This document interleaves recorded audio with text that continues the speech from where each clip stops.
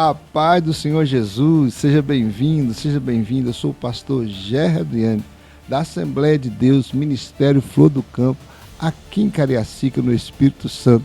Juntamente comigo está a minha companheira de sempre, a minha esposa e professora da Escola Bíblica Dominical, irmã Wanderleia. Paz do Senhor, irmão Gerry. A paz do Senhor.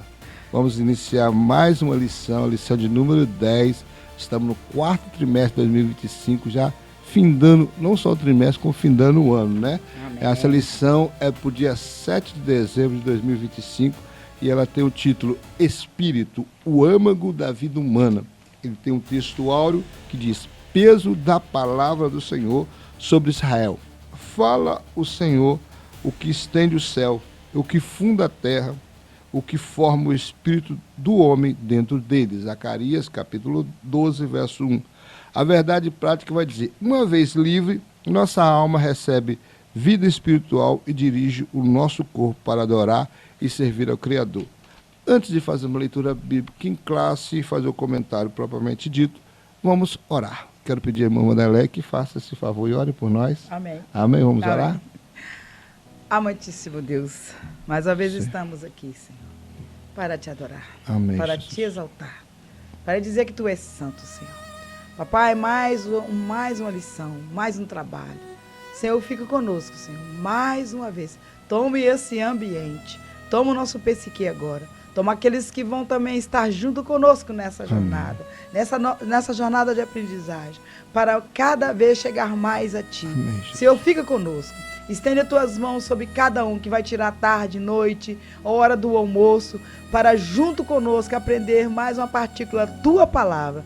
Ah, Senhor Deus, fica conosco. É que nós te pedimos e te adoramos em nome de Jesus.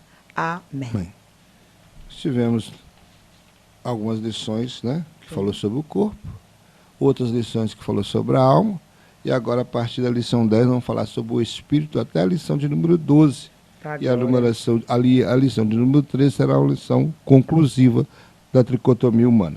Leitura bíblica em classe: Gênesis capítulo 2, verso 7, Eclesiastes capítulo 12, verso 7, Zacarias capítulo 12, verso 1 e João capítulo 4, verso 24. Gênesis 2. E formou o Senhor Deus o homem do pó da terra, e soprou em seus narizes o fôlego de vida. O homem foi feito alma vivente. Eclesiastes 12. E o pó volte à terra como era, e o espírito volte a Deus que o deu. Zacarias 12. Peso da palavra do Senhor sobre Israel. Fala o Senhor, que estende o céu, que funda a terra e que forma o espírito do homem dentro dele. João 4. Deus é espírito e importa que os que adoram o adorem em espírito e em verdade. Amém.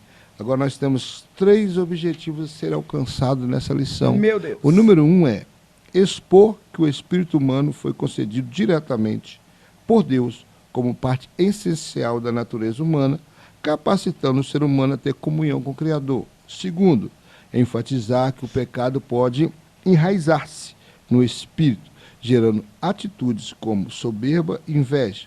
Terceiro, mostrar que a regeneração espiritual é a base para uma vida de adoração genuína, vivificada em espírito e em verdade. Amém? Amém. Então, a irmã com os comentários.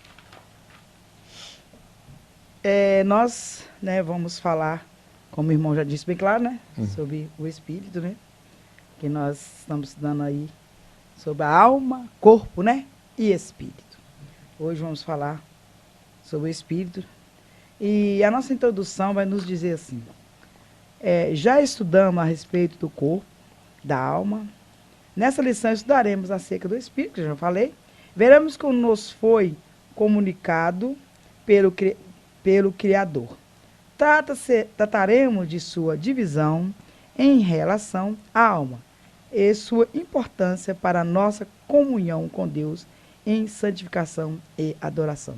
Então nós vamos entender que o espírito, ele, como a alma também, ele vai nos mostrar como nós adoramos ao Senhor.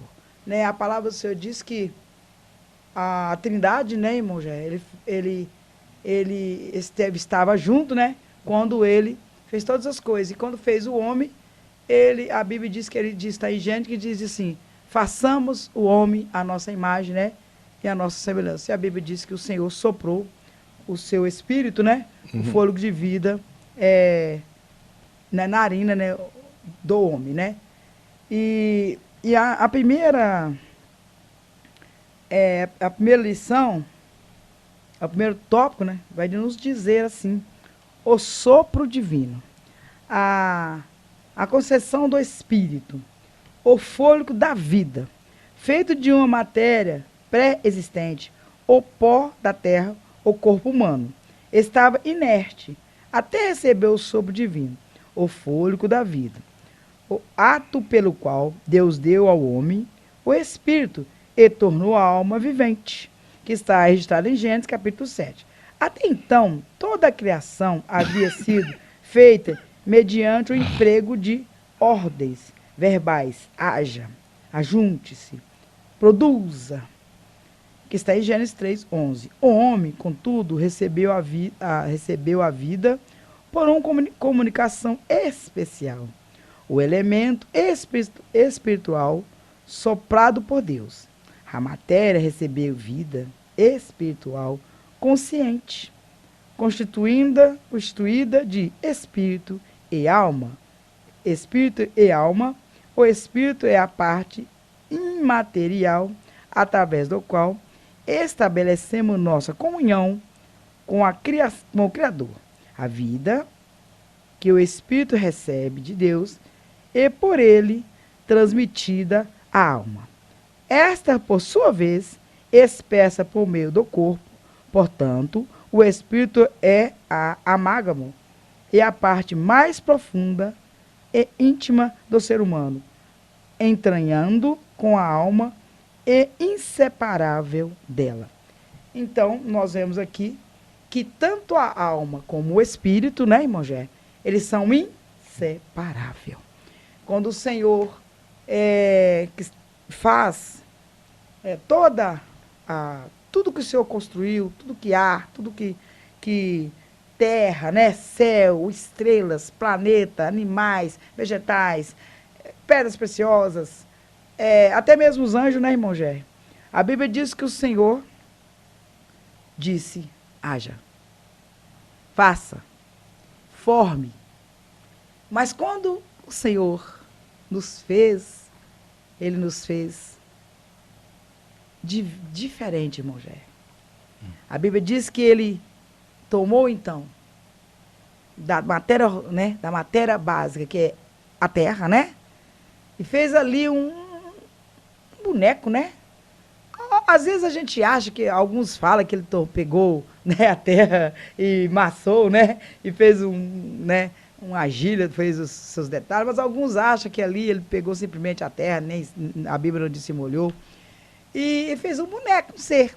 E nesse ser, nesse boneco, nesse protótipo, né? A Bíblia diz que ele soprou, né? Dentro do homem, a sua essência. E nessa essência está dentro desse corpo, né? Que é esse corpo aqui, né? Matéria. O Senhor Deus colocou, através de um sopro, ou seja, o hálito de Deus, Ele introduziu dentro desse boneco, dentro desse corpo feito de barro, de matéria, frágil, fraca, que contém todo o planeta Terra, né? E soprou e deu vida a esse corpo, assim, formando assim o homem. E agora este homem, ele é totalmente diferente de tudo que há na terra, diferente dos animais, é diferente de todo ser. Agora este homem, ele carrega dentro dele a imagem, irmão Gerry, e a essência desse Deus. Esse homem agora é feito a imagem e a semelhança desse Deus. E agora a Bíblia diz que dentro de mim e de você, irmãos, nós carregamos a essência, de um Deus tão grande. E a Bíblia também diz que nós somos o quê, irmão Gé? A coroa da criação de Deus. E o Espírito, ele é a parte, o âmago. O âmago, a parte mais profunda, íntima do ser humano, entranhando com a alma. É inseparável. Logo no começo da lição, né, irmão Gé, nós temos aqui Zacarias, não é isso? Uhum. Que diz assim: peso da palavra do Senhor sobre Israel, fala ao Senhor que estende o céu, e que funda a terra, e que forma o espírito do homem dentro dele. Aí 4, Deus é espírito, importa que os adoramos em espírito e em verdade. Então o homem agora ele carrega esse espírito, e esse espírito, né, irmão Gé, ele sempre está, como é que eu vou dizer? Nos conectando a Deus. Mas, irmã Leia, é só o Espírito? Não. Nós vamos entender hoje aqui que o Espírito, ele consegue adentrar, né, irmão Gé? A mais profundo do ser humano. Quando nós dizemos assim, olha, eu estou triste até a alma, né? Eu estou profundamente, né? A minha alma está triste, eu estou profundamente triste, eu estou profundamente magoado, ou então estou profundamente alegre. Esse espírito, ele conecta a mais profundo do nosso ser. Mas esse espírito, ele conectado com a alma, ele faz essa junção. Não há como separar. Parece que em Provérbios, né, quando Davi diz assim, que o espírito vai, o corpo desce. Não, aí é Salomão. Salomão, né? Quando Salomão desce, que o espírito desce ao pó, o corpo desce ao pó, e o espírito vai a Deus. Está aí no nosso texto. Está no nosso textual. Aqui, Eclesiastes 12, 7. Nossa, estou lendo negócio. Meu Deus, você achou aí? Eclesiastes 12, 7. Isso. E o pó... Aqui, ó. E o pó volta. Eclesiastes, está na nossa lição aí, irmãos. Eclesiastes 12, 7, que eu dei um branco aqui. E o pó volta à terra, como era o espírito, né? O pó volta à terra. Como era o espírito, volta a Deus que o deu. Mas quando Salomão, irmão Gé, diz assim, que o pó volta à terra, quer dizer assim, que essa carne, né? Que ela vai voltar, ela vai destruir, ela vai voltar de ver que ela veio da terra, né? Ela foi formada do pó da terra. Quando nós morremos, ela volta à terra. É lógico, Leia, mas nós não teremos o nosso corpo quando chegar ali, né, quando nós fomos para o céu. Sim, a Bíblia diz que essa carne, ela vai ser transformada.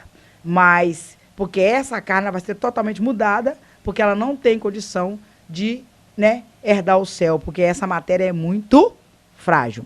Agora, quando fala o espírito volta a Deus, irmãos, não está falando somente do espírito, está falando do espírito e a alma, porque a alma e o espírito, embora eles sejam, como que eu vou dizer, são distintos, são um diferente do outro. A alma, ela atua mais na parte emocional, né, que nós estudamos nas outras lições, na parte da carne, né, da parte de mexer, mecanismo, emoções, olhar, ver, ela atua mais profundamente no nosso ser mecânico, nesse ser. Ela tem 3 áreas que ela age. Ela age no nosso sentimento, ela age na nossa razão, no sentimento, na nossa razão e também na nossa vontade. Isso, essa vontade aqui, ó. A alma, ela é a responsável, né, por mexermos, por, né, sentirmos, porque, na verdade, a alma que faz contato com o lado externo através do corpo. Isso. Essa alma, ela faz contato com esse corpo aqui, né? Esse corpo, esse invólucro, né? Que nós temos aqui, esse corpo frágil. A alma, sem a alma, eu não consigo mexer, eu não consigo, né, ter nenhuma sensação. Tanto que eu já falei em outras lições, quando perdemos, né, irmão Gé, a sensibilidade, às vezes, em um determinado, né, parte do nosso corpo, quer dizer que a alma a gente já tem dificuldade, né, de estar atuando ali.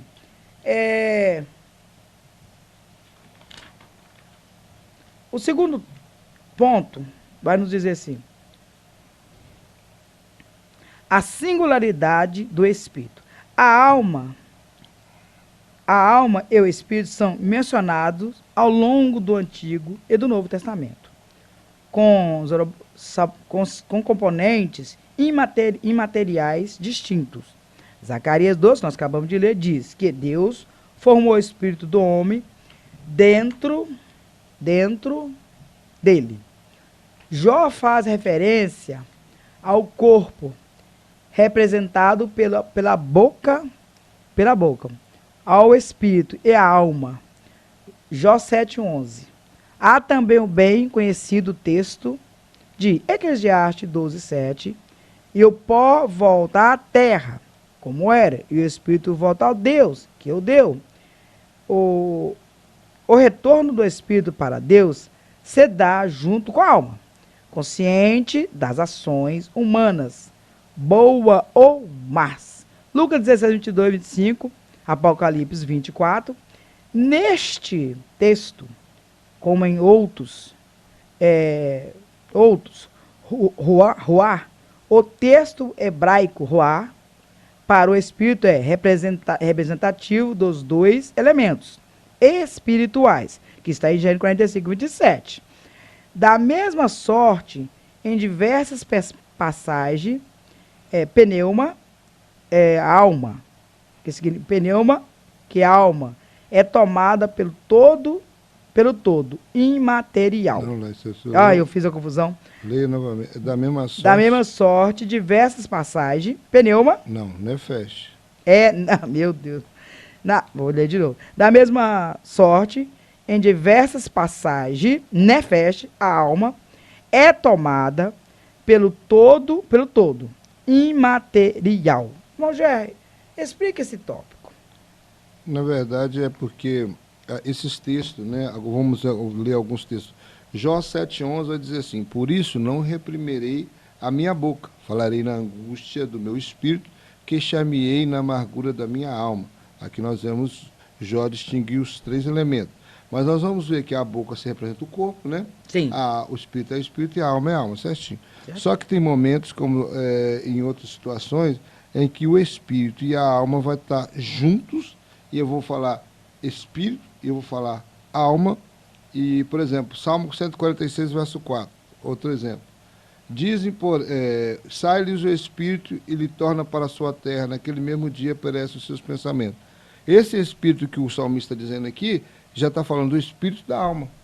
O texto que nós lemos aqui também, Eclesiastes 12:7, o pó volte à terra e como era, e o espírito volte a Deus que o deu, também esse espírito aqui não separa o espírito e a alma. Os elementos imateriais estão em conjunto. Em algum momento vai falar de alma, e em outros momentos vai falar de espírito, né? Então, tem um momento, quer ver? Gênesis 35:18 vai falar: e aconteceu que saindo-lhes a alma, porque morreu, chamou o seu nome Benoni, mas seu pai o chamou Benjamim. Então, aí está falando, quando falou, saiu-lhe a alma, também está falando dos dois elementos que existem materiais no ser humano, a alma e o espírito. Então, alguns textos do Velho Testamento, ou também no Novo, vai acontecer isso. Vai aparecer a palavra espírito, e está falando dos dois, espírito e alma. E vai aparecer a palavra alma, e vai significar as mesmas coisas. Por isso que, da mesma sorte, em diversas passagens, Nefesh, a alma é tomada por todo imaterial. Por todo imaterial está falando espírito e alma. Porque logo que você leu no início aqui, fala, e é entranhado com a alma e é inseparável dele, que o espírito e a alma é inseparável. Então, quando nós falamos imaterial, então nós queremos, toda vez que nós falamos do homem imaterial, nós já referimos, então, ao espírito e a alma. Porque muitas das vezes, irmãos, muitas vezes esse texto de Eclesiastes, ele é interpretado... Mal interpretado. Ele é mal interpretado, porque já vimos muita gente falar, até mesmo debates de bíblico, e eles falar que o corpo, né, ele morre, não é isso? Acaba, né? E a alma, ela vai pro inferno. Pro destino, né? Pro destino. E o espírito volta a Deus. Então, fica difícil, porque se aqui nós entendemos, irmãos, que a alma e o espírito, né, irmão Gé? Essa parte imaterial nossa, ou imaterial quer dizer, não pegar, não vista, não tem jeito de pegar, nem palpar, nem, né? Não é visível, não é isso, irmão Gé? que acontece? Se fala que ela volta, que o espírito de volta a Deus, e que a alma, se pecar, ela vai ao inferno, que é assim que ensinava. Que se a alma tivesse, né, não pecasse, aí ia para Deus. Se ela pecasse, ela ia para o inferno. Mas se interpreta assim. Mas olha só, mas aqui está explicando que os dois é inseparável. Então, se não tem jeito de eu e você, não tem jeito da gente ir, a alma para o céu, e o espírito para o céu, ao contrário, o espírito para o céu e a alma para o inferno. Ou então, os dois juntos, que você quer dizer assim, que às vezes vai junto, às vezes vai separado, que é só a alma peca. Assim, muita gente ensina, que é só a alma peca, mas não. O espírito também peca, que se a alma for para o céu, se o homem, né, for para o céu, toda a parte imaterial dele, que é a alma e o espírito, irmão Jé, vai para o céu. Se ele não estiver na presença de Deus e ele foi condenado ao inferno, a sua alma e o seu espírito, eles são inseparáveis. Porque a sua parte imaterial, ela não tem como se separar. Ela também é julgada ao inferno. Por isso tem aquele texto que diz assim, não temei o homem, mas temei a Deus, que pode... ele pode jogar, ele mata o corpo e lançar a alma no inferno. Quando fala, irmão, já é lançar a alma no inferno, nós entendemos que é a alma e o espírito. Uma coisa que Hebreus 9:27 vai ajudar muito na questão do Eclesiastes 12:7. Que Hebreus 9:27 fala, ao homem está ordenado morrer uma única vez, seguindo assim o juízo. Então, quer dizer, quando eu morro, o meu destino já foi traçado na minha vida aqui na Terra. Se o meu destino é o lugar de tormento, né, no caso do Hades, é porque eu não aceitei a salvação em Cristo Jesus, então morri, meu destino, a minha alma, meu espírito já tem o local certo dela aí, por Hades. Agora, se eu aceitei Jesus, aceitei a justiça da parte de Deus, que é o próprio Cristo que morreu por mim, aceitei a salvação dele, então também o espírito e a alma já têm um destino certo. Não é o céu ainda, né, propriamente dito, mas é o paraíso de Deus, que também é um local específico para esse tempo, para esse estado intermediário da alma. Então, nesse período que você vai ficar ali, até o arrebatamento para os crentes e até o juízo final para os ímpios. Então, é simplesmente isso. Então, é para explicar, porque muitas pessoas pensam que o espírito não peca, e isso é uma heresia criada no passado e que realmente já foi combatida e provada que realmente o espírito, nossa tricotomia, ela não só peca, como se não converter também vai completamente para o inferno ou para o céu. Pois é. No terceiro parágrafo diz assim, a atênua divisão. No Novo Testamento, em 1 Tessalonicenses, capítulo 5, 23, em Hebreus 4, 12, se destaca em relação à distinção entre alma e espírito, pois os menciona expressamente em qualquer aparência sinomínica. O segundo texto, aliás, refere-se à tênua divisão que há entre os dois componentes imateriais e acessado sobrenaturalmente pela palavra de Deus, que penetra até o mais íntimo de nosso ser, onde alma e espírito estão entretecidos. Conclui-se, portanto, que, apesar das discussões teológicas a respeito da composição tríplice espírito, alma e corpo, as escrituras sagradas fazem clara referência às três partes distintas. Então, nós já falamos, né, irmão, que elas estão, o homem é tricotômico, não é isso, irmão? Corpo, alma e espírito. Mas a palavra do Senhor, o Senhor, tem um versículo que diz assim, irmão, parece que está em esse Apocalipse, diz assim, que só o Senhor pode penetrar. Ah, não, aí é Hebreus 4:12. Hebreus 4:12? Deixa eu ler aqui. Porque a palavra de Deus ela é viva e eficaz, e mais penetrante do que qualquer espada de dois gumes, e penetra até a divisão da alma e do espírito, das juntas e medulas, e é apta para discernir os pensamentos e intenções do coração. Isso, aí já explica bem. Somente a palavra de Deus, porque é o Todo-Poderoso. Só o Todo-Poderoso, a palavra de Deus é Deus. Então, somente a palavra de Deus, que é Deus, pode fazer essa distinção. Já está explicando claramente que eu e você, ser humano, não tem como fazer essa distinção. Agora, quando fala juntas, né? E medula, eu já expliquei no outro, são que faz parte desse corpo, né? Imaterial. Só o Senhor pode fazer isso. Agora, eu não sei se eu estou errada, irmão Gé, mas quando nós oramos, o mundo espiritual, quando Deus dá uma cura, quando nós recebemos algo, como é que eu falo? Sobrenatural, essa parte imaterial que atinge o nosso espírito, não é isso? E mais revela, né, no nosso corpo. Então, aqui está explicando muito bem. Só a palavra de Deus consegue fazer essa distinção entre corpo, alma e espírito. O homem não consegue, então qualquer julgamento que o homem tenta fazer, não tem como separar, porque elas estão intrínsecas, elas estão juntas, coladas, não tem como, porque se a alma não morrer, né, irmão Gé, o espírito também, ele vai automaticamente, né? Na verdade, ele não morre, né? Eu digo assim, se fosse um exemplo, se fosse um caso, mas não tem jeito, porque a alma e o espírito, além deles não morrer, eles estão juntos. Quando o corpo não suporta mais, né? Por alguma doença, né? Acaba o seu tempo ali de vida, alguma coisa acontece no corpo que a alma e o espírito não suportam ficar, os dois saem juntinho. Eles saem juntos. Não tem como ficar a alma ou ficar o corpo, ou ficar o espírito, ou ficar o espírito com a alma. O corpo realmente, quando para, a alma e o corpo, na mesma hora, eles saem. A alma, meu Deus do céu, hoje eu estou ruim. O espírito e a alma, realmente, quando eles deixam o corpo, eles deixam junto. E cada um, e se vai para o céu, é para o céu, se vai para o inferno, é para o inferno. Então, o corpo separa. E os dois estão sempre juntos. Irmão Gé. Segundo tópico vai falar sobre o espírito, pecado e santificação. Nós vamos aprender hoje sobre os pecados do espírito.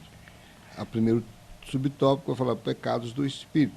Existem pecados do corpo, como a prostituição, da alma, como os maus pensamentos, mas também existem pecados do espírito, como o orgulho, a soberba, a vanglória, a arrogância, a inveja.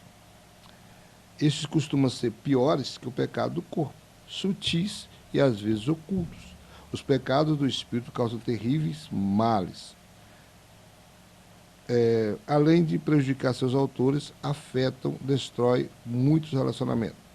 Certas expressões pecaminosas da alma e do corpo, como iras, disputa, maledicência, geralmente são reflexos do pecado do espírito. Meu Deus. Em alguns casos não é difícil percebê-los. Sambalate, Tobias e seus asseclas não contiveram sua soberba e inveja, mas Neemias permaneceu firme, redobrando a vigilância e a oração, diante de capciosas e sistemáticas oposições. Precisamos ter prudência, resiliência, sem nos abalar. Vamos falar um pouco sobre esse pecado, né?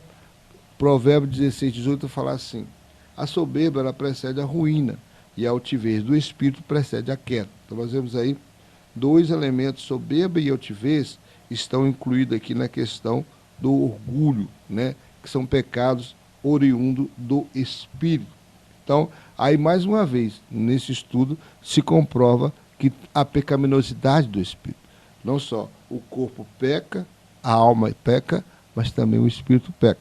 Uma razão que nós possamos comprovar categoricamente que o espírito peca, porque quando o homem se desvia, abandona a palavra, deixa Deus de lado e começa a servir a si próprio e andar no curso desse mundo, servindo a sua própria carne, esse espírito aqui, ele fica inerte. Como? Ele já não busca mais a Deus. O homem que orava não ora mais, o homem que lia a Bíblia, que meditava na palavra não medita mais, ele abandona os trabalhos de igreja, ele abandona tudo que for de religiosidade. E às vezes ele vai, sim, por causa da sede do Espírito em adorar, porque foi feito para isso, ele vai procurar em outras coisas, outras religiões, né, uma forma de adorar, talvez uma religião idólatra, ou algum elemento que ele possa adorar, ou, né, da natureza que ele possa adorar. Ele vai buscar em alguma coisa esse tipo de adoração. Então já aí está vendo que o Espírito está totalmente desviado do propósito que foi feito. E como já minha esposa falou, ele foi feito no âmago do ser humano. Quer dizer que é o âmago? É na parte mais profunda do ser. Tanto é que quando nós falamos espírito, alma e corpo, nós falamos, né, dessa forma, dizendo que veio de dentro para fora. Então, a vida é feita de dentro para fora, porque foi dentro do ser humano que Deus lançou a vida. Então, e aí ele dá a vida para a alma que traz a vida para o corpo. Então, quando o espírito está no corpo, ele dá vida para a alma e a alma transfere para o corpo. É por isso que nós estamos aqui falando, nos movimentando e pensando. Porque tanto o espírito e a alma estão agindo em nós.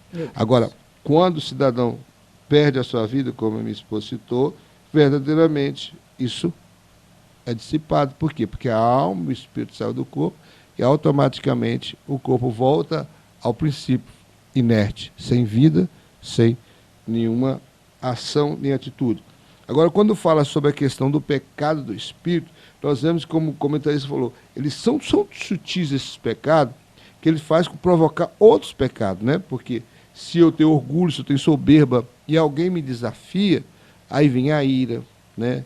Aí vem a cólera, aí vem, né, a maledicência. Então, tudo isso já é derivado do pecado do espírito, que vai agir agora aonde? Na alma. Meu Deus. Né? Porque é a alma que manifesta isso aí. Então, a manifestação das obras da carne vai se dar a partir do momento que o meu espírito está em pecado, totalmente dissociado. Prejudica também relacionamentos. Nós vamos ver aqui, deixa eu ver se eu coloquei aqui, Tiago 3, 14 e 15.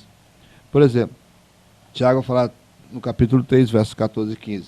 Mas se tendes amargas invejas e sentimentos facciosos em vosso coração, não vos glorieis nem mintais contra a verdade. Essa não é a sabedoria que vem do alto, mas é terrena, animal e diabólica. Quer dizer, a prova aí, quando nós estamos com o coração cheio de inveja, sentimento faccioso, é sentimento de divisão, né? Então, em vosso coração, não glorieis, porque você está mentindo contra a verdade. Então, esse sentimento aí não é sabedoria que vem de Deus. Porque se a pessoa se diz sábio, que o texto vai falar sobre sabedoria, para mim mostrar que eu sou sábio, eu tenho que mostrar com sentimentos mais de humildade, né? De honestidade, de sinceridade. Agora, quando o meu sentimento, e quando eu me digo sábio, eu me mostro sábio, mas no meu coração tem inveja, tem sentimento faccioso, isso não provém de Deus. Essa sabedoria não vem do céu. Ela vem da terra, ela é terrena, ela é animal, ela é diabólica. É isso que está querendo dizer. Então, estraga até relacionamentos, porque quando a pessoa vive assim, ele não consegue respeitar o outro. Ele não consegue ver no outro alguma coisa que possa agradar, porque, na verdade, ele se acha acima de todos, né? Então, irmão, o espírito, ele busca aquilo que é mais de profundo, aquele sentimento que ele é como se fosse o pilar, né, assim, do sentimento. E aí ele joga para a alma, não é isso? Mas ele busca no mais profundo, aquilo que mais atrapalha. E ele joga para a alma, porque a alma é a sede das emoções, não é isso? E ela é tipo assim, ela executa. Ela manifesta no corpo. E ela manifesta no corpo através do ódio, né? Aí ela executa, vamos supor, se eu tenho um nervoso de uma pessoa, eu quero prejudicá-la, o espírito vai, né, manifestar na alma. É na alma que tem a vontade. Sim. É na alma que vai. Quando eu não faço nada, como nós falamos na lição passada. Isso. Né, eu posso até pensar em alguma coisa, eu posso até manipular na minha mente, criar uma situação, fazer um planejamento, mas se eu não agir, não houve ação, né, a vontade foi quebrada aí, né? Eu tive um querer, mas não fui legitimamente agir. Então, houve apenas um ato de tentar, ser tentado a fazer. Sim, eu posso usar o exemplo de Abel, né? Quando Abel, não é isso? O Senhor fala assim, ó, Não, Caim, né? Caim. O Caim diz assim, o seu Deus é Caim, o seu desejo, o pecado está à porta do quê? Do seu coração, do seu sentimento. Quer dizer, então, eu quero dizer ali que o Espírito estava jogando, né? Estava ali, mas estava triste, mas cabe a você refutá-lo. Quer dizer, refutar o quê? A ação, não é isso? Ele poderia refutar, mas ele deu, não é isso? Quer dizer, ele que deu lugar à ação, ele deu lugar ali, permitiu que aquilo fosse realizado, é isso? Isso. O próprio Tiago falou sobre isso, que é no nosso sentimento, é no nosso pensamento, nós desejamos e depois o pecado ele só já vai gerar morte a partir do momento que eu agir. Enquanto eu só estou no pensamento, eu estou na parte da tentação. A tentação eu posso vencê-la. E o que aconteceu com Caim, que ele não conseguiu vencer.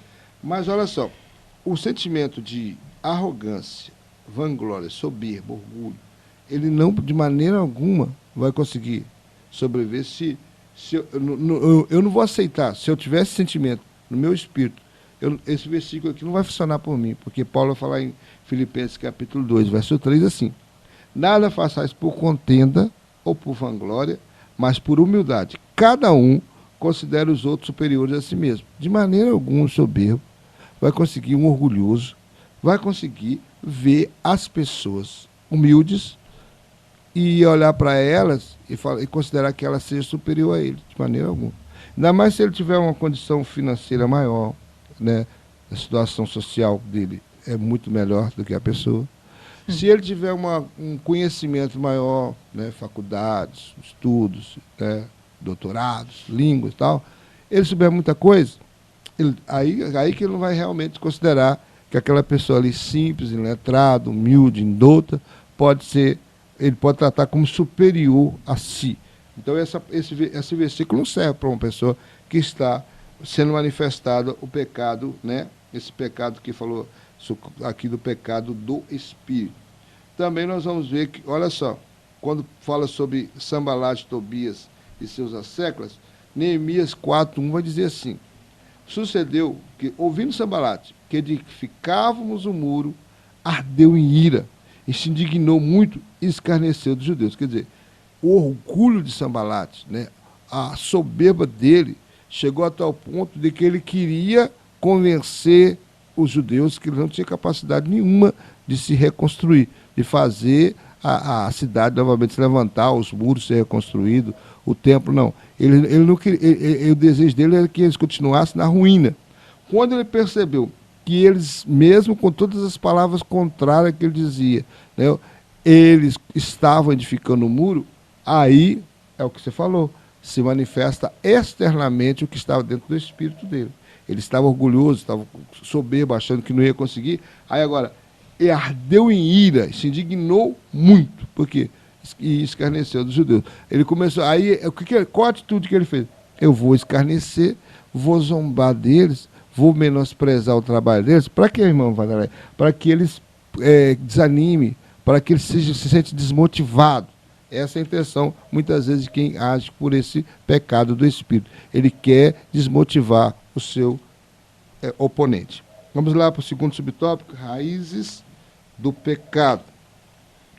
Em 1 Tessalonicenses 5:23, Paulo fala do processo de santificação que deve atingir o ser humano por inteiro. A ordem por ele apresentada, espírito, alma e corpo, não nos parece aleatória. O ato da criação se deu do material para o imaterial, mas a redenção se dá do espiritual para o físico, né? E é no imaterial que a Bíblia geralmente chama-se de coração que o pecado ficou enraizado. Por isso a verdadeira santificação acontece de dentro para fora. A falta dessa compreensão leva ao legalismo, além de representar a grave distorção da doutrina da graça, pela confiança nas próprias obras. Vamos explicar isso aqui, raiz do pecado. Vamos primeiro ler Tessalonicenses, né? 1 Tessalonicenses 5:23, o que foi citado aqui. Olha só o que o apóstolo Paulo vai dizer. E o mesmo Deus de paz vos santifica em todo o vosso espírito, alma e corpo. Sejam plenamente conservados, irrepreensíveis para a vinda de nosso Senhor Jesus Cristo. O que Paulo está dizendo aqui? Essa ordem dele não era aleatória. Por quê? Porque está dizendo, quando Deus fez o homem, primeiro ele fez o material, o externo. montou lá, que seja boneco, que você juntou elementos, você fez um monte de terra, não sei como ele fez, mas uma coisa, ele juntou os elementos da terra e colocou lá. Esses elementos já existiam, já pré-existiam, então ele já fez lá o que já existia. Agora ele vai lá e acredita que foi um boneco. Por que você acredita que foi um boneco? Porque ele soprou nas narinas, então o nariz já estava ali prontinho para soprar. Sim, né? sim. Aí, quer dizer, aí ele foi lá e soprou nas narinas. Soprou nas narinas. Então, na hora que surge o homem na Terra, essa ordem começa do corpo e para dentro a alma e o espírito. Agora, quando acontece, já ao contrário aqui, ó, na questão da santificação, já é de dentro para fora. Começa lá no espírito, vem para a alma e vem para o corpo.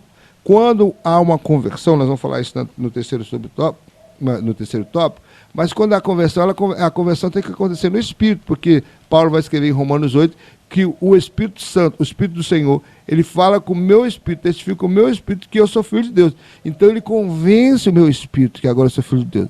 Porque agora eu reconheci meu pecado, pedi perdão, né? Me sujeitei e criei no Evangelho. Então, agora, uma vez salvo, o Espírito de Deus vai falar aqui ao meu coração. E aí o Espírito vai agir, vai voltar para Deus novamente a adorá-lo, e vai atuar na alma, irmão Vanderlei, e vai atuar no meu corpo. Então é de uma ordem de dentro para fora, e não de fora para dentro. De fora para dentro foi apenas quando o Senhor nos criou, né? Na criação, no ato de criação se deu dessa forma.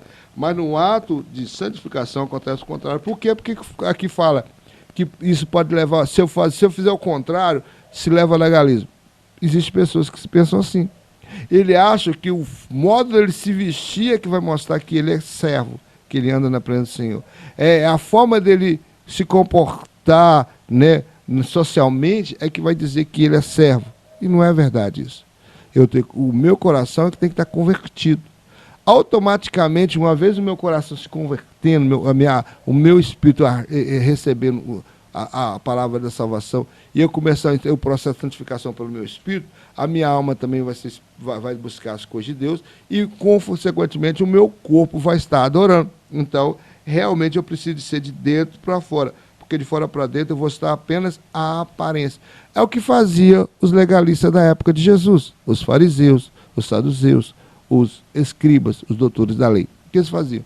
Eles faziam algo externo. Eles mostravam, quando eles faziam jejum, eles se desfiguravam todo e mostravam nas praças, né, que eles estavam jejuando. Quando eles iam dar esmola, eles faziam questão de mostrar a quantia para que todos vissem, né, a quantia que eles estavam dando esmola. Tudo que eles faziam de uma forma externa, né? Oravam longas orações para mostrar para as pessoas que eles faziam. Então, isso é legalismo, é mostrar de forma externa que eu sou salvo. E não é assim. A salvação ela tem que ser interna, a minha santificação ela tem que começar de dentro para fora. Aí as pessoas vão ver em mim, pelo meu testemunho, que eu sou salvo. Vamos lá, vencendo o pecado, o tempo não espera, vencendo o pecado. A força do pecado, arraigada em nosso espírito, somente é vencida quando deixamos de confiar em nós mesmos. E dependemos inteiramente da graça de Deus. É bom marcar isso aqui, tá, irmãos? Porque isso é muito interessante. Ó. Somente é vencida, ó, quando deixamos de confiar em nós mesmos e dependemos inteiramente da graça. Isso é que venceu o pecado. Ó, de Deus. E seu poder salvador e santificador. Como ensina Paulo, a lei do Espírito de vida em Cristo Jesus nos livrou da lei do pecado e da morte. Romanos 8:2. Olha só, a lei do Espírito de vida em Cristo Jesus nos livrou da lei do pecado e da morte. O que é impossível à força humana tornou-se possível mediante o poder divino operante em nós. Revestir-se da mansidão e humildade no modelo de Cristo é essencial para uma vida espiritual, saudável e frutífera. A arrogância sequer deveria ser nominada entre nós. Quando contendas, inclusive públicas, são feitas em nome de Cristo, quando contendas, na verdade, inclusive públicas, são feitas em nome de Cristo, é porque ainda não compreendemos o que é verdadeiro cristianismo. Ao servo do Senhor não convém contender. Purifiquemo-nos de todos os pecados, inclusive do Espírito, pelo meio da graça, aperfeiçoando a santificação no temor de Deus. Aqui, nós temos aqui o comentarista, né, o pastor Silas Queiroz, ele vai nos dar uma direção, uma diretriz aqui de como nós podemos vencer o pecado que age dentro do nosso espírito, quando deixamos de confiar em nós mesmos. Porque o arrogante confia em si mesmo. O soberbo confia na força do seu braço, confia na força do seu dinheiro, na força do seu conhecimento, na quantidade de canudo que ele possui, na quantidade de faculdade que ele possui. Então, inteiramente da graça de Deus. E seu poder salvador e santificador. Quando Paulo vai escrever Efésios 6, né, e ele vai falar sobre, a partir do verso 10, que vai falar sobre a armadura de Deus, ele vai falar isso, portanto, né, vamos lá, porque eu pensei que lembrar, mas sumiu da memória aqui, Efésios. Mas vou lembrar aqui, Efésios 6, olha o que Paulo fala no verso 10. Eu lembrei e sumiu. Agora eu lembrei. Lembrou? Eu lembrei porque eu estou lendo. No demais, irmãos meus, fortalecei-vos no Senhor e na força do seu poder. Aqui, ele está falando uma verdade, nessa questão que nós estamos lendo aqui agora. Como eu vou vencer o meu pecado? Nesse versículo. Fortalecei-vos no Senhor e na força do seu poder. Nós não conseguimos nos fortalecer a nós mesmos. Você e eu, irmão Vanderleia, o aluno que está assistindo essa aula, o professor que está assistindo essa aula, você não consegue se fortalecer sozinho. Assim, você se fortalece na força do poder do nosso Deus. Assim também, quando para nós vencermos o pecado, principalmente o pecado que age no nosso espírito, temos que ter a total dependência de Deus. Sempre reconhecer que somos dependentes e necessitados da graça dele. Por isso que Paulo fala que a lei do Espírito de vida em Cristo Jesus nos livrou da lei do pecado e da morte. Porque o que é impossível à força humana tornou-se possível mediante o poder divino operado em nós. A salvação só veio através disso. Quando nós conseguimos realmente reconhecer que nós somos miseráveis, pecadores, e não conseguimos nos livrar sozinhos. Né? Quantas vezes você vai evangelizar e fala para a pessoa, aceita Jesus como Senhor e Salvador da sua alma, e ela fala assim, hoje não, eu vou me preparar, quando eu tiver largado a bebida, aí eu vou para a igreja. Eu falo, não, meu filho, é hoje o momento. Por quê? Porque você não vai conseguir sozinho, você precisa do Espírito Santo. É só tomar a atitude de crer e aceitá-lo como Senhor e Salvador da sua alma, porque a partir do momento que você crê, o que acontece? Aí sim, Deus vai entrar na situação e vai te dar força, vai te dar poder de libertar, de quebrar cadeias da bebida, do cigarro, das drogas, e você realmente vai ser, porque você agora ficou na total dependência dele. Você parou de achar que você pode, né? Como lá em Salmo 37 vai dizer sobre isso, verso 5, parece, fala assim, entrega o teu caminho ao Senhor, confia nele e ele tudo fará. E esse entregar o caminho aí que o salmista está dizendo, é entregar totalmente, irrestritamente, não deixar nada fora, deixar tudo na mão de Deus. E aí você vai vencer o pecado que agora realmente tão de perto nos rodeia, como diz Hebreus, né, no livro de Hebreus. Terceiro subtópico, Malé, regeneração e adoração. Meu Deus, misericórdia. A regeneração e a adoração. O novo nascimento. A vitória sobre o pecado começa necessariamente com a experiência espiritual do novo nascimento, do novo nascimento, ato divino esperado em nosso interior, que nos outorga um espírito regenerado. João 3, 5, 8.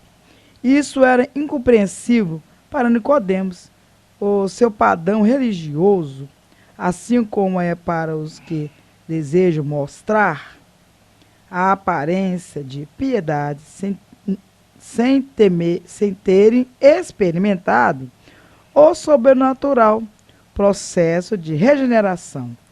Com o espírito altivo, como o espírito altivo resiste à verdade e nega a inteirância e a infalibilidade da Bíblia, considerando sua mensagem ultrapassada, interpretando as Escrituras conforme seus desejos já estabelecidos. Meu Deus, não podemos ter comunhão com os tais. Então aqui vai nos falar, irmão Ger, que muitas pessoas, eles querem mostrar, né? Uma santidade, não é isso? Como que eu vou dizer? Uma aparência de piedade. As pessoas, eles confundem a aparência com a santidade, né? Uma vida pautada em Deus, com... Vamos como eu vou dizer? Tem pessoas que dizem assim, fulano é tão calmo, não é isso? Tem pessoa que diz assim? Às vezes a pessoa tem uma aparência de calmo, como pessoa de dócil, não é isso? Mas a pessoa tem aparência de dócil, a pessoa tem aparência de bonzinho, isso não significa que essa pessoa está regenerada em Cristo Jesus. Significa, irmão Gé? Não. A palavra de Deus diz que Nicodemo parece que era o chefe ele era um... Talvez do Sinédrio. Talvez um chefe do Sinédrio, por aí. Diz que ele saiu à madrugada, que está em... João 3. João 3, versículo... Aqui está na lição, deixa eu olhar aqui. João 3, versículo 3 e 5. Que está dizendo assim, ó. E sem afeto... Não, João 3, verso 1. E havia entre os fariseus um homem chamado Nicodemos, príncipe dos judeus. Isso, príncipe dos... E a Bíblia, eu vou narrar, eu vou só falar o que está falando. E a Bíblia diz que ele saiu pela madrugada, eu creio que de madrugada. Foi ter de noite com Jesus. De noite com Jesus é o que ninguém o viu, né? Já começou aí, mal, porque ele não foi nas claras. E ali foi ter de noite com Jesus e ali ele fala assim, Rabi, ele conhecia, ele entendia, né? Ele acreditava que ele era o Messias, mas ele disse para ele que, ele falou assim, como que eu faço para nascer de novo? Na verdade, é o próprio Cristo vai dizer, Jesus respondeu no versículo 3, Jesus respondeu e disse, na verdade, eu te digo que aquele que não nascer de novo não pode ver o reino de Deus. É aí que ele vai questionar, né? Como que eu posso... Como pode um homem nascer sendo velho, porventura pode tornar a entrar no ventre de sua mãe e nascer? Sim. É um questionamento. Ele achou assim que... Olha só, o homem era estudado, hein? E a Bíblia disse, falou assim, meu filho, se você que é, né, um estudioso, você é uma pessoa que tem letra, né? Você não entende, você não consegue entender, né? Então, irmãos, nascer de novo, não tem como nascer da barriga da mãe de novo, voltar à nova vida, não tem como. Eu acho até interessante, né? Igual o Isaías, né, quando o Senhor fala que ele vai para, né, passar pela... Ezequias, né? Que vai passar pela morte, não é isso? Uhum. E ali a Bíblia diz que ele pede pela sua vida, e ali o relógio, né? Né? Uma das marcas, né? É uma das, como é que eu vou dizer? Sinais Sinais que o relógio, ele não foi para frente, mas ele voltou para trás. Mas, mesmo assim, o Senhor não volta ele, né? Ele volta somente num certo tempo. Então, não tem como nós voltarmos à barriga da nossa mãe, para, né, fazer a gestação de novo e nós começar uma nova vida. Não é assim que funciona. Nós temos que... mudarmos, nós temos que nascer de novo no nosso ser. Se eu matava, irmão Gé, agora eu não mato mais. Se eu prostituía, eu não prostituo mais. Se eu falava mal, se eu dava mau testemunho, eu não dou mais. Se eu agora fazia tudo aquilo que não era, né, prudente aos olhos do meu Deus, agora com a ajuda do Espírito Santo, eu agora vou fazer totalmente diferente. Como Paulo, irmão Gé. Paulo, ele perseguia, mesmo achando que aquilo estava certo, ele perseguia os cristãos, ele matava, ele julgava nas prisões, mas a Bíblia diz que agora ele passa, a Bíblia fala que ele fala assim, que ele já estava sendo, né, como que eu dizer? Ele estava já sendo oferecido em libação, porque ele faz agora tudo pelo Evangelho, ele fala assim, morrer para mim é Cristo, né? Então, quando ele termina lá no último capítulo de Timóteo, né? Segundo Timóteo, capítulo 4, diz assim, combati um bom combate, né? Acabei a carreira e venci a fé, né? Guardei a fé. E a Bíblia diz que ele morre, né? Ele é morto, ele sai da prisões e ele termina sua vida seguindo o Senhor Jesus. Agora, da mesma proporção que ele destruiu os servos de Deus, agora ele fazia de tudo, ele não importava estar em cadeia, não importava estar em sofrimento, para fazer, né, a vontade do Pai. Irmão Jerry. Vamos encerrar agora os teus últimos 2 subtítulos, né? Para nós fecharmos a nossa conclusão. Meu Deus. Em espírito e em verdade, a compreensão da imprescindível obra do novo nascimento operada em nosso interior é fundamental também para uma vida correta de adoração. Assim como Nicodemos, a mulher samaritana expressou um entendimento religioso, limitado ao visível. apontando o Monte Gerizim, conhecido lugar de adoração de seus pais. Uma vida espiritual sadia não se fundamenta em misticismo, mas em comunhão com Deus segundo as Escrituras.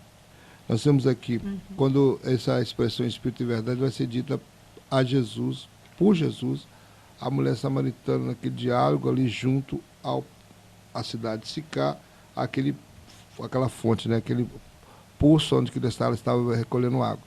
E durante o diálogo, quando ele revela a vida dela, ela percebe que ele é profeta e agora questiona a questão da adoração, e ele vai dizer que a visão dela é como Nicodemos ali também, não estava entendendo a coisa espiritual. Quando Nicodemos não conseguia entender o que era o novo nascimento, que já não é não nascer mais, não é um nascimento físico, mas é um nascimento espiritual.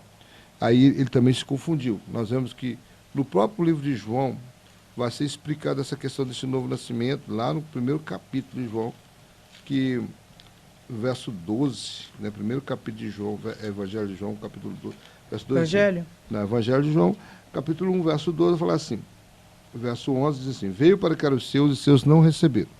Mas todos quanto receberam, deu-lhe o poder de serem feitos filhos de Deus, ao que creram no seu nome, os quais não nasceram do sangue, nem da vontade da carne, nem da vontade do varão, mas de Deus. Então aqui já esclarece o que Nicodemos não entendeu no capítulo 3. Ele diz assim, não é que nasceram, não é mais que os que nasceram do sangue, nem da vontade da carne, nem da vontade do varão, quer dizer, nem no casamento entre um homem e uma mulher, mas nos que nasceram agora de Deus. São filhos não os que nasceram de um homem e de mulher, mas os que nasceram de Deus.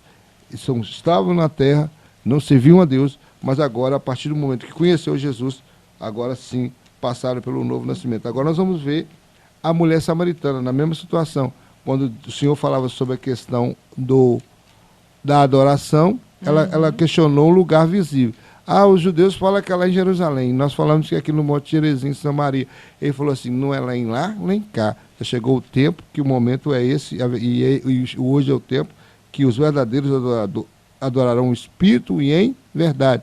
Quer dizer, através do sacrifício dele na cruz, ele estava dizendo para aquela mulher que agora ele ia resgatar a humanidade de tal maneira que o homem agora ia adorar a Deus em espírito e em verdade. Independente de onde ele estiver, seja no templo, seja no serviço, seja na rua, seja em casa, seja deitado, seja na sua cozinha, na sua sala, em qualquer lugar, porque ele não só ia adorar, como também seria a habitação do Espírito Santo de Deus. Né? Vamos então para o nosso terceiro subtópico, eu vou falar sobre o espírito quebrantado.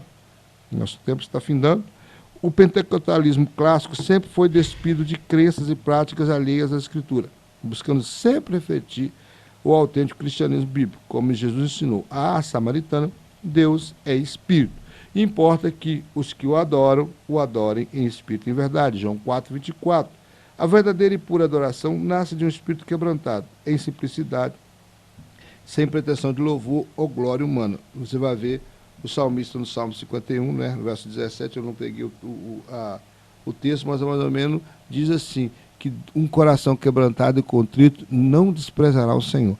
Então, quando o espírito se quebranta diante do Senhor, quando há uma contrição de alma, quando realmente reconhecemos a nossa fraqueza, reconhecemos a nossa miséria e entregamos tudo na mão do Senhor, um espírito quebrantado, o Senhor não despreza. Então, é desse espírito quebrantado, desse espírito, né, em contrição de alma, é que realmente vai sair a perfeita adoração. Por isso que Deus é espírito. E para adorá-lo, tem que adorá-lo em espírito e em verdade. Não é aparência. No passado, lá no Velho Testamento, na época do tabernáculo, tinha que ser tudo visível, né? Tinha que trazer o boi, tinha que trazer o cordeiro, tinha que imolá-lo, derramar seu sangue, aspergir, passar lá nos umbrais, quando foi a época da Páscoa, entrar no Santo Santo, tinha lá os pães da proposição, tinha lá o candelabro, tinha a mesa, né, o altar de ouro, né, e ali tudo, onde ficava o incensário, dentro do Santo tinha a Arca da Aliança, tudo era tocável e tangível. Agora, a partir do momento em que Jesus passa pelo Calvário, agora a nossa adoração diferencia, porque agora não vamos mais precisar de elementos, não vamos precisar mais de objetos. Eita glória! Nós vamos ter uma ligação direta com Deus, porque o Espírito do próprio Deus vai habitar em nós. Então, essa ligação vai ser muito mais sensível, muito mais íntima, né? Vai ser realmente no âmago do nosso ser. Nós estaremos adorando a esse Deus com o coração quebrantado e contrito da presença do Senhor. E, fechando a nossa lição, a nossa conclusão vai dizer assim: o âmago da vida humana, o Espírito nos foi dado por Deus, para que mantenhamos comunhão com Ele. Não deixemos que o cuidado da vida nos faça esquecer de que somos seres espirituais. Desfrutar da presença divina desfrutar da presença divina fortalece o espírito, alegra a alma e nos enche de vigor para enfrentar os desafios cotidianos em nossa jornada ao céu. Então, em resumo, o que o comentarista falou aqui, para nós realmente sermos vigorosos na presença do Senhor, ser crentes fervorosos na presença do Senhor, precisamos manter essa comunhão com Ele, ter desejo de buscar a face dEle, estar sempre, de todas as formas, tentando estar mais próximo de Deus, usar o nosso tempo, né? Achar nessa nossa falta de tempo para adorá-lo, tempo para buscá-lo, tempo para sentir sua presença. Por quê? Porque para nós vencermos as etapas e as batalhas e os desafios cotidianos nessa jornada para o céu. Irmã Wanderleia, com as suas palavras finais. Eu gostaria de dizer aos queridos irmãos, né, que servir o Senhor é uma maravilha. Mas eu vou deixar o exemplo de Pedro. Pedro andou com Jesus aproximadamente 3 anos e meio, né, irmão? Uhum. E a palavra diz que quando o Senhor Jesus foi preso, ele o nega. Jesus já tinha falado com ele na última ceia. Ele falou assim: eu vou contigo até a morte, Senhor. E o Senhor disse para ele: Pedro, antes que o galo cantasse 3 vezes, tu me negarias. E a Bíblia diz que ele negou veementemente. Mas depois que ele fez isso, ele sai, né, irmão? E ele chora compassivamente. E ao chorar compassivamente, a Bíblia diz que ali, irmão, é que ele se compadece, a verdadeira convenção vem em Pedro. E a Bíblia diz que agora aquele Pedro que nega o Senhor Jesus num momento tão difícil, agora ele vai pregar, ele nega ali, e depois ele tem total ousadia. Lá em Atos você vai ver, né, Pedro pegando com intrepidez, e até a sua morte, ele nunca mais desvia do seu caminho, e ele prega convenientemente a palavra do Senhor até o último dia aqui, né, do seu respirar.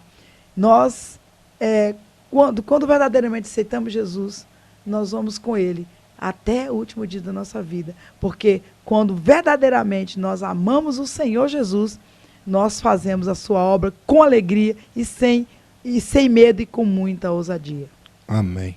Assim nós terminamos mais um vídeo e pedimos a você sempre aquele conselho básico, né? Não deixe de ir à escola bíblica dominical e também possa compartilhar o nosso vídeo, dar seu like, né? Se inscrever no canal, né? E que Deus possa te abençoar rico e poderosamente. Que Deus em Cristo nos abençoe, em nome do Senhor Jesus.